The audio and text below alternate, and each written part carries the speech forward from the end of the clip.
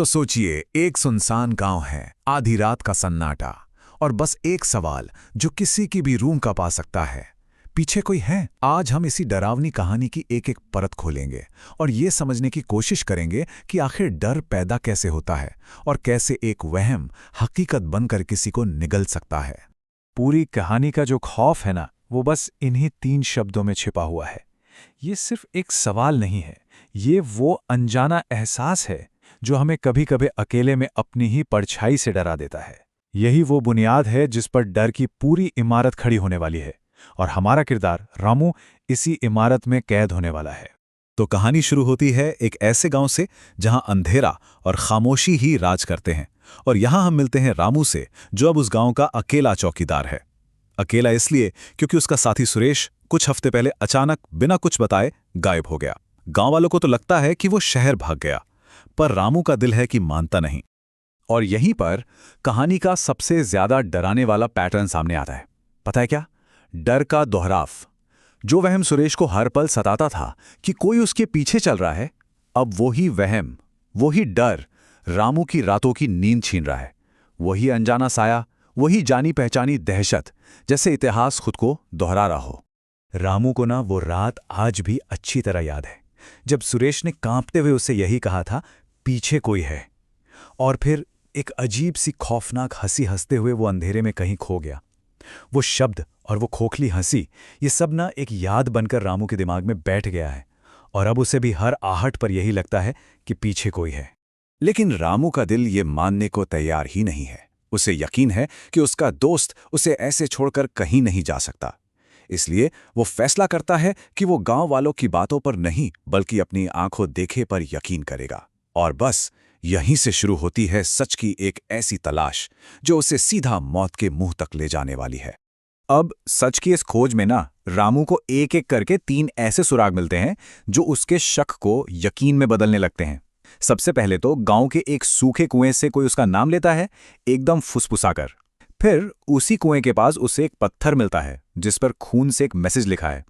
और जब वो ये सब सरपंच को बताने जाता है तो सरपंच उसकी बातों को तो टाल देता है, पर उसकी आंखों में जो खौफ था वो साफ साफ नजर आ रहा था। जरा इस मैसेज पे ध्यान दीजिए।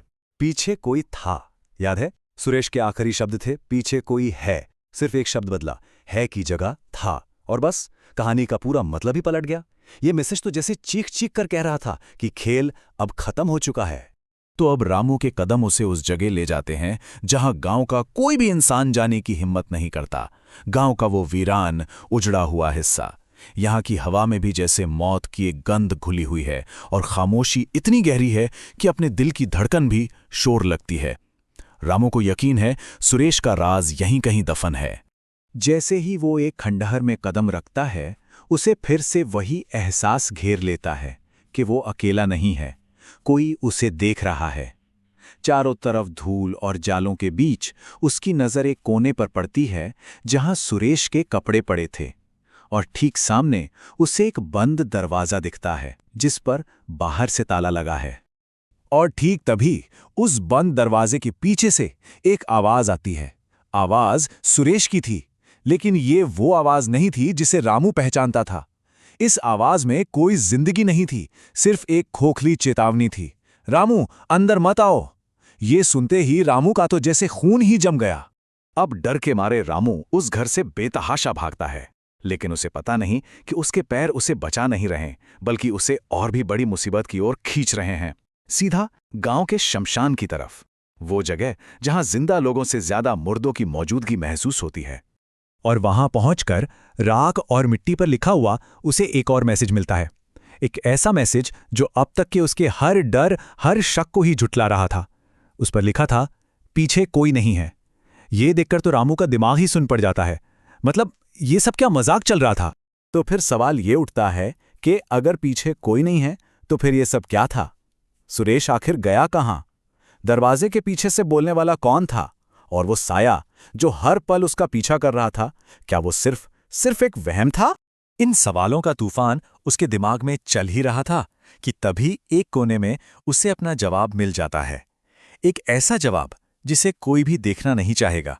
जमीन में आधी गड़ी हुई एक इंसानी खोपड़ी, और ताकि शक की कोई भी गुंजाइश बाकी ना रहे, उस खोपड़ी के ठीक बगल में रखी थी सुरेश की लालटेन। खेल खत्म हो चुका था। सच वहम से कहीं ज्यादा भयानक निकला। जिस दोस्त को वो इतनी देर से ढूंढ रहा था, वो यहीं था, उसके सामने। बस उस एक पल में रामू को सारी कहानी समझ में आ गई। सुरेश का डर, उसकी मौत, और अब उसे ये भी समझ आ गया कि वो अनजान ताकत मरी नहीं है। उसने तो बस अपना शिकार बदल लिया है और अब वो रामू के पीछे है। और फिर वही आवाज आती है, लेकिन इस बार ये कोई फुसफुसाहट नहीं थी। ऐसा लग रहा था जैसे कोई ठीक उसके कान में उसकी रूह से बात कर रहा हो। रामू, अब तुम मेरे जैसे बन जाओगे। ये कोई धमकी नहीं थी, ये तो एक ऐलान था। और ये सिर्फ एक एहसास नहीं था, ये एक बदलाव था जो उसके अंदर हो रहा था। रामू को अपने अंदर वही वहशत महसूस होने लगी। उसकी आंखों में ठीक वही डर उतर आया जो उसने कभी सुरेश की आंखों में देखा था, और उसके गले से भी वही खौफनाक बेजान हंसी निकलने लगी। तो अब रामू खुद ही वो साया बन चुका है।